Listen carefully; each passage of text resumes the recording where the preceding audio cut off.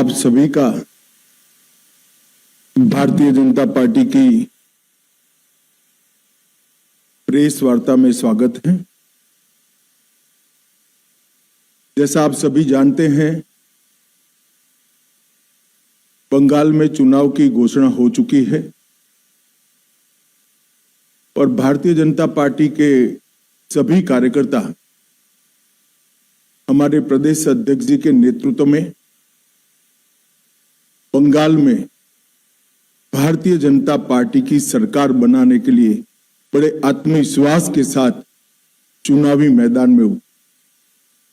हमारे विपक्ष के नेता श्री शुभेंदु अधिकारी जी ने भी चुनाव के पहले ही पूरे बंगाल का दौरा कर बंगाल में फैली अव्यवस्थाएं, अराजकता और आर्थिक बदहाली और विशेषकर घुसपैठ के मुद्दे को बंगाल के जन जन तक पहुंचाने का काम। तो बंगाल का ये चुनाव बंगाल के लिए तो महत्वपूर्ण है ही है, परंतु पूरे देश के लिए महत्वपूर्ण। पूरे देश की सुरक्षा बंगाल के चुनाव के साथ एक प्रकार से जुड़ी है।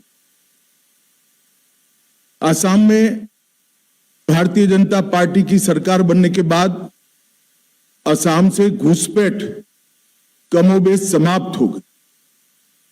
अब एक ही रास्ता बचा है जहां से घुसपैठ होकर पूरे देश के अंदर घुसपैठिए फैलते हैं और देश की सुरक्षा के साथ खिलवाड़ करते। इसलिए बंगाल का एक चुनाव बंगाल के लिए महत्वपूर्ण है कई मायनों में, और देश की सुरक्षा की दृष्टि से देश के लिए भी महत्वपूर्ण। भारतीय जनता पार्टी ने तय किया है कि तृणमूल कांग्रेस के शासन के खिलाफ जनता के जो मुद्दे हैं इसको आवाज देना, जनता की आवाज को मुखर कर बंगाल की जनता के सामने और देश की जनता के सामने प्रस्तुत करना, और बंगाल के आने वाले चुनाव में ये पूरी जो अराजकता तृणमूल के शासन में फैली है इसका हम क्या हल लेकर आएंगे, इसका हम जवाब भी लेकर आएंगे। परंतु आज की प्रेस वार्ता तृणमूल कांग्रेस की इस सरकार के 15 साल के शासन के खिलाफ हमारा चार्जशीट, ये आज की प्रेस वार्ता का मुद्दा है।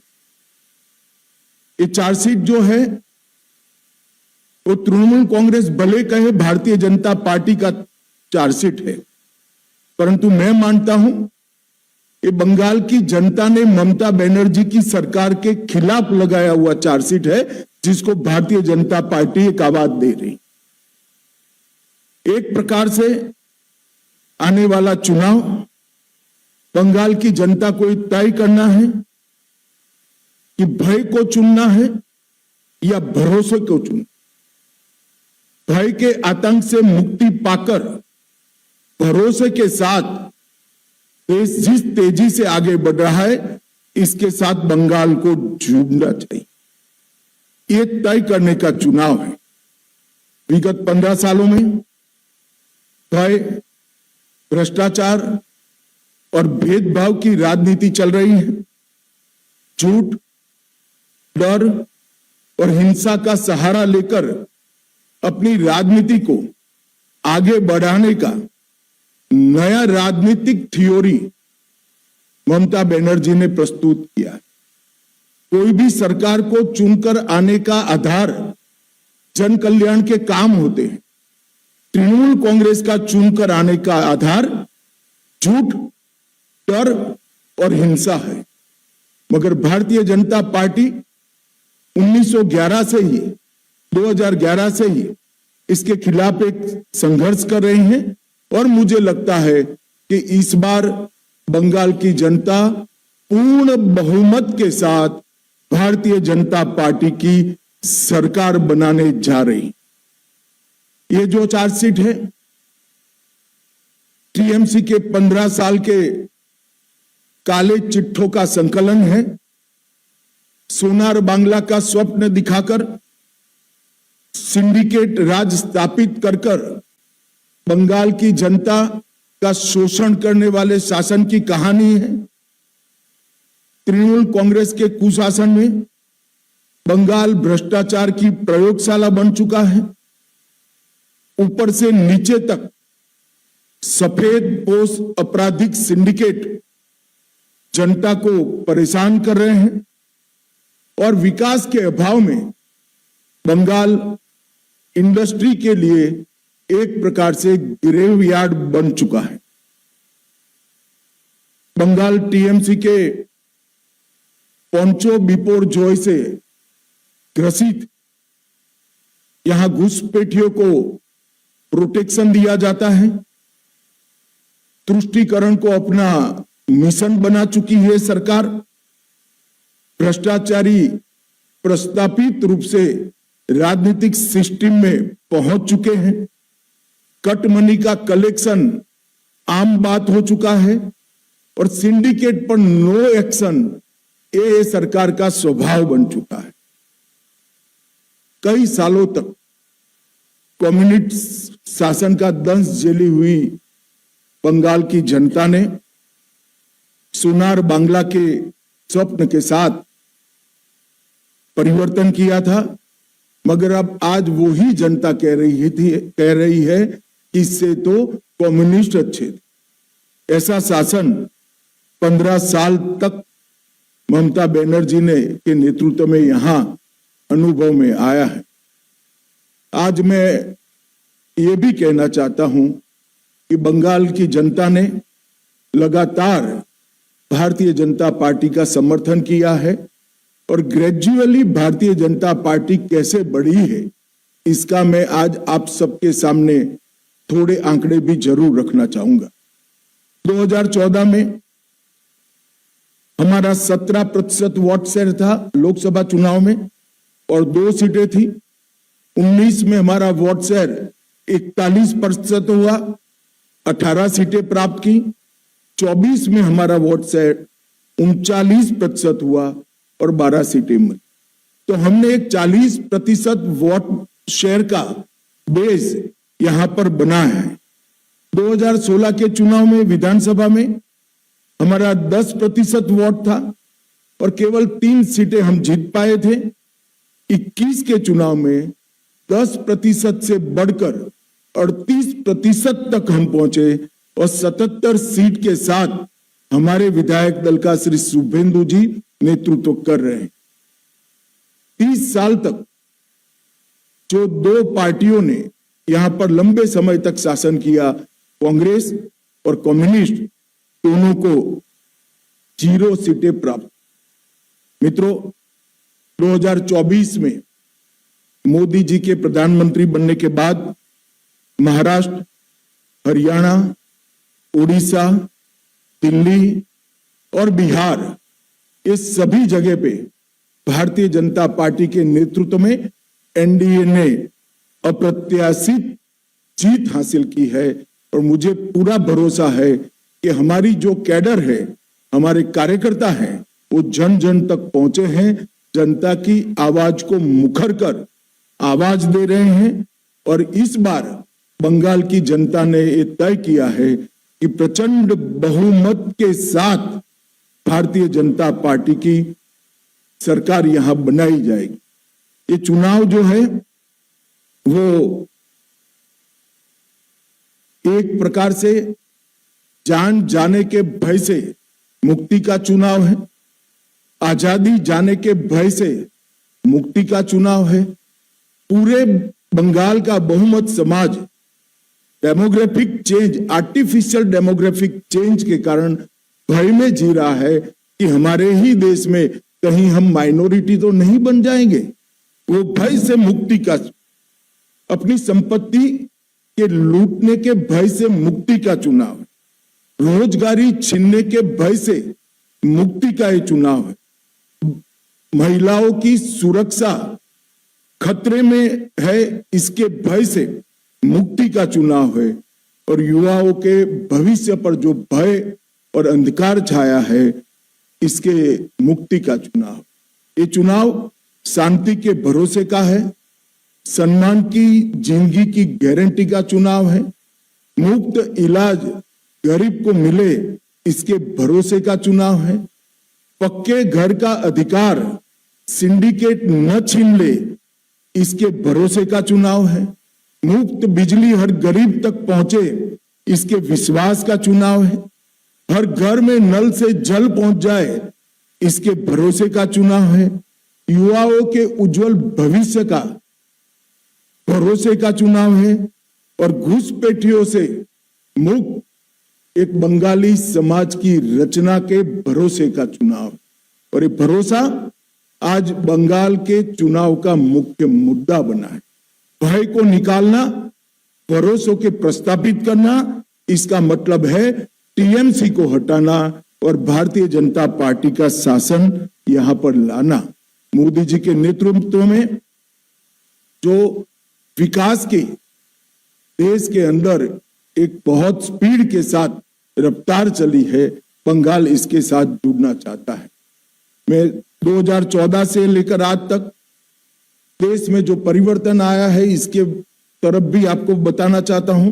15 में पहली बार जम्मू कश्मीर में एनडीए की सरकार बनी, 16 में हमने पहली बार आसाम में सरकार बनाई, 17 में हमने पहली बार मणिपुर में सरकार बनाई, हरियाणा में हमने पहली बार सरकार बनाई, अरुणाचल में पहली बार सरकार बनाई, 18 में त्रिपुरा में हमने पहली बार सरकार बनाई, 24 में हमने ओडिशा में पहली बार सरकार बनाई और 26 में प्रचंड बहुमत के साथ भारतीय जनता पार्टी बंगाल में सरकार बनाने जा रही है। ये मैं बहुत स्पष्ट रूप से देख रहा हूं। बंगाल जीतने के साथ ही एक बहुत लंबे अरसे के बाद अंग, बंग और कलिंग तीनों जगह एक पार्टी का शासन होने जा रहा है। बिहार में भी एनडीए का शासन है, उड़ीसा में भी भाजपा सरकार है और अब बंगाल में भी भाजपा सरकार आएगी। तो एक प्रकार से पूर्ण बहुमत की सरकार बंगाल के विकास की गारंटी। मित्रों, ममता दीदी ने हमेशा विक्टिम कार्ड का पॉलिटिक्स खेला है। कभी पैर तुड़वा लेती हैं, कभी सिर पर पट्टी बंधवा देती है, कभी बीमार हो जाती है और कभी चुनाव आयोग के सामने बेचारा बनकर चुनाव आयोग को गालियां निकालती। मगर ममता दीदी, मैं आपको बताने आया हूं कि आपकी ये राजनीति को, विक्टिम कार्ड की पॉलिटिक्स को बंगाल की जनता अब बहुत अच्छे तरीके से समझ गई। चुनाव आयोग जैसी संवैधानिक संस्था पर गाली गलौज करना ये बंगाल की संस्कृति को शोभा नहीं दे। मैं आज एसआईआर के बारे में भी खुलकर बताना। एसआईआर पूरे देश भर में हो रहा, कहीं पर जुडिशियल ऑफिसर नहीं लगाने पड़े, सिर्फ बंगाल में लगाने पड़े। कारण क्या है? यही चुनाव के अंदर तमिलनाडु में भी एसआईआर हुआ, कोई कोर्ट केस नहीं हुआ। केरल में भी एसआईआर हुआ, कोई कोर्ट केस नहीं हुआ। तमिलनाडु में डीएमके की सरकार है, केरल में कम्युनिस्टों की सरकार है। बंगाल में ऐसा क्या हुआ कि सुप्रीम कोर्ट ने जुडिशियल ऑफिसरों को लगाना पड़ा? इस बात का जवाब ममता बनर्जी ने बंगाल की जनता को दिया। आपके डिस्ट्रिक्ट मजिस्ट्रेट निर्भीक रूप से काम नहीं किए, इसलिए सुप्रीम कोर्ट ने जुडिशियल ऑफिसर्स को लगाना पड़ा है। पर एसआईआर पर वो जो आरोप कर रही है, मैं आज बंगाल की जनता को पूछना चाहता हूं, जो घुसपैठियों को वोटर बनाकर यहां रखा गया है, उनको क्या बंगाल का भविष्य तय करने का निर्णय देना है या नहीं देना है? वो बंगाल की जनता ने तय करना है। मैं भारतीय जनता पार्टी की ओर से स्पष्ट कर देना चाहता हूं, सिर्फ वोटर लिस्ट से नहीं, देश भर से एक एक घुसपैठियों को हम चुन कर देश के बाहर निकालने के लिए संकल्पबद्ध है और ये मेरी पार्टी का एजेंडा है। ममता जी को जो आरोप लगाना है वो लगाएं। मित्रों, डबल इंजन की सरकार इसके कई ऐसे उदाहरण हैं। उत्तर प्रदेश बीमारू से बेमिसाल बना, मध्य प्रदेश ने कृषि विकास और विकास के नए स्टैंडर्ड सेट किए, आसाम जहां सालों से उग्रवाद था वहां आज सेमीकंडक्टर का प्लांट लग रहा है, त्रिपुरा ने 25 साल के ठहराव को समाप्त कर कैडर राज को समाप्त कर हम विकास के रास्ते पर आगे बढ़े हैं, और अब बारी है बंगाल की, यहां पर भी सिंडिकेट से मुक्ति पाने का ये चुनाव है। मित्रों, मैं चार्जशीट के कुछ महत्वपूर्ण मुद्दे पर भी बताना चाहता हूं। इस चार्जशीट में घुसपैठियों की समस्या को हमने ढंग से उजागर किया है। घुसपैठिया न केवल देश की सुरक्षा के लिए बहुत बड़ी चिंता का विषय है, वो हमारे गरीब श्रमिकों की मजदूरी में भी हिस्सेदारी लेते हैं, गरीब लोगों के अनाज में भी हिस्सेदारी प्राप्त करते हैं और युवाओं की रोजगारी भी छीन। मैं आज ममता बनर्जी जी को स्पष्ट पूछना चाहता हूं कि घुसपैठिए इतने आ गए कि आपकी सरकार सो रही है?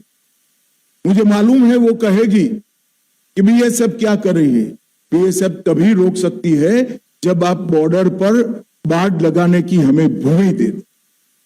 600 किलोमीटर बाढ़ अधूरी रह गई।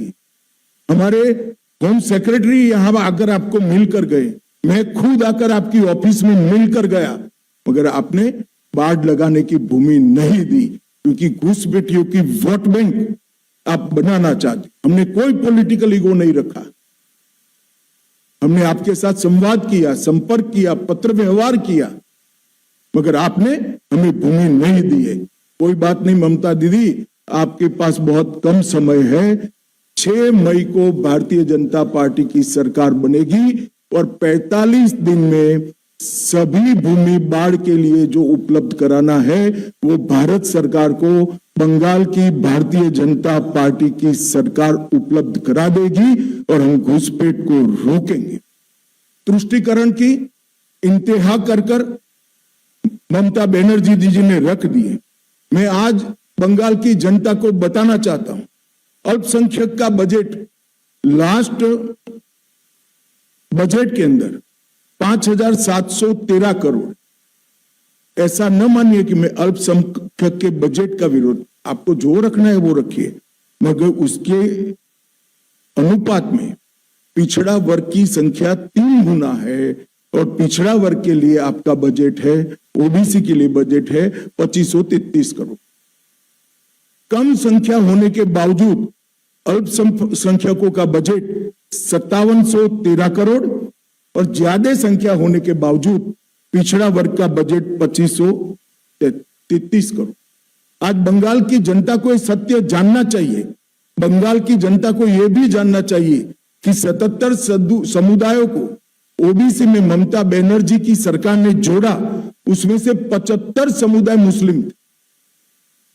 क्या और कोई ओबीसी है ही नहीं? किस प्रकार से आप शासन चलाना चाहती हैं? धर्म के आधार पर ओबीसी तय होगा, ये लंबा नहीं चलेगा।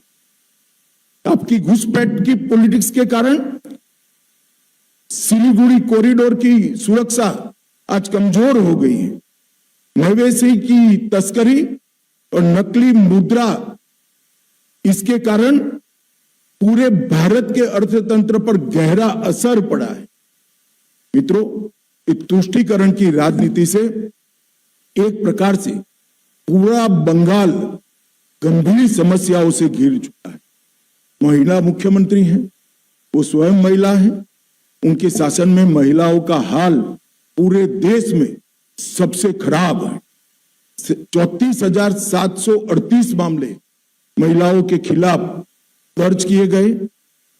टीएमसी द्वारा, इनकी कैडर के द्वारा महिलाओं पर अपराध के केस में खुलेआम संरक्षण दिया गया। आरजी कर के केस में जो आरोपियों के वकील होते हैं, इनको इनाम में राज्यसभा दिया जाता है। और संदेश खाली में धड़ल्ले से आदिवासी महिलाओं का शोषण हुआ, वो भी तृणमूल कांग्रेस का पदाधिकारी था। कस्बा लॉ कॉलेज के बलात्कार में चुप्पी साध ली गई। पार्क स्ट्रीट बलात्कार को ममता बनर्जी ने घड़ी हुई घटना बताया। हंसकाली पीड़िता के केस में टीएमसी नेता के एक बेटे ने बलात्कार किया तो टीएमसी के नेताओं ने उसके महिला के चरित्र पर ही सवाल उठा दिए। कामदूनी सामूहिक बलात्कार और हत्या के लिए मुख्यमंत्री ने स्वयं महिला जो न्याय की मांग कर रही थी उनको माओवादी बताया। दुर्गापुर मेडिकल छात्रा के सामूहिक बलात्कार में महिलाओं पर सवाल उठा दिए गए कि आप बाहर क्यों जाती हैं। किस प्रकार का बंगाल आपने बनाकर रखा है जहां मुख्यमंत्री स्वयं कहती है कि महिला तृणमूल कांग्रेस के शासन। 1000 करोड़ शिक्षक भर्ती का घोटाला, 26,000 नौकरियां रद्द हो गई। मंडी का जॉब कार्ड घोटाला, पीएम आवास का घोटाला, मिड डे मील का घोटाला, पीएमजीएसवाई सड़क का घोटाला, मालदा बाल राहत का घोटाला, अम्फान राहत का घोटाला, मवेशी तस्करी का घोटाला और तृणमूल कांग्रेस के 20 से ज्यादा एमपी, एमएलए और पदाधिकारी एक घोटाले में जेल में बैठे और उनको टिकट भी दिया गया।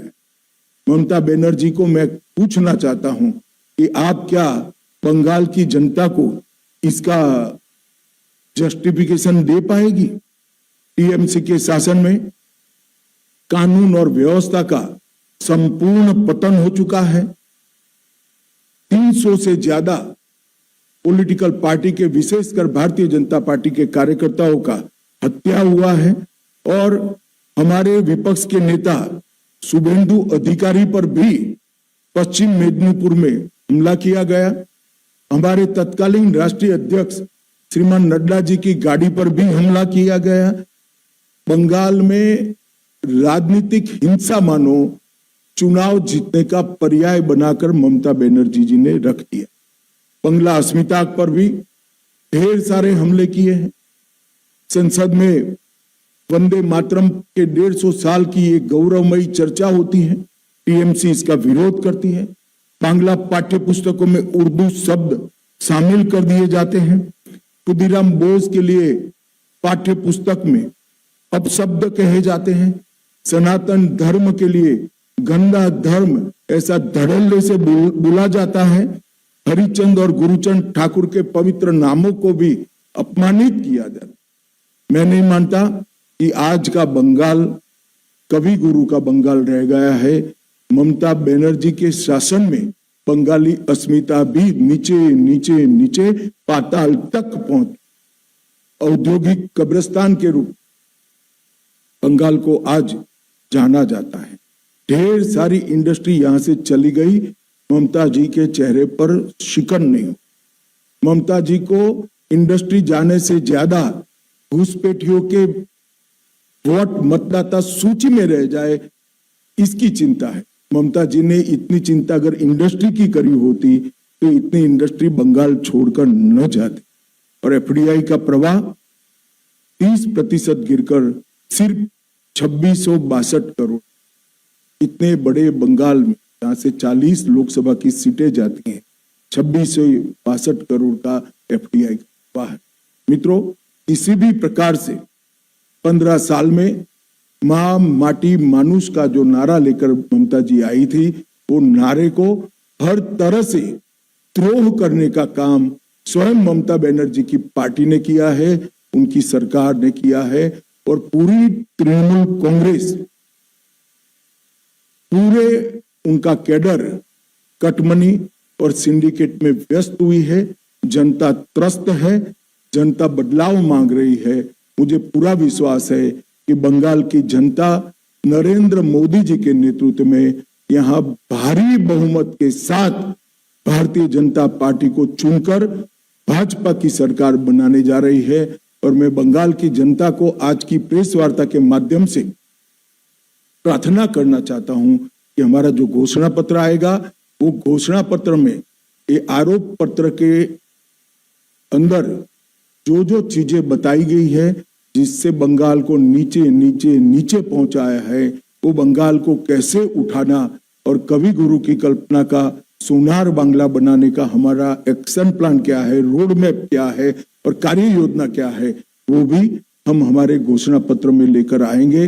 मैं फिर से एक बार बंगाल की जनता को अपील करना चाहता हूं, भय छोड़ दीजिए, अपने अधिकारों के लिए बाहर निकलिए, भारी मतदान करिए और तृणमूल कांग्रेस की सरकार को मूल समेत उखाड़ कर फेंक दीजिए। बहुत बहुत धन्यवाद।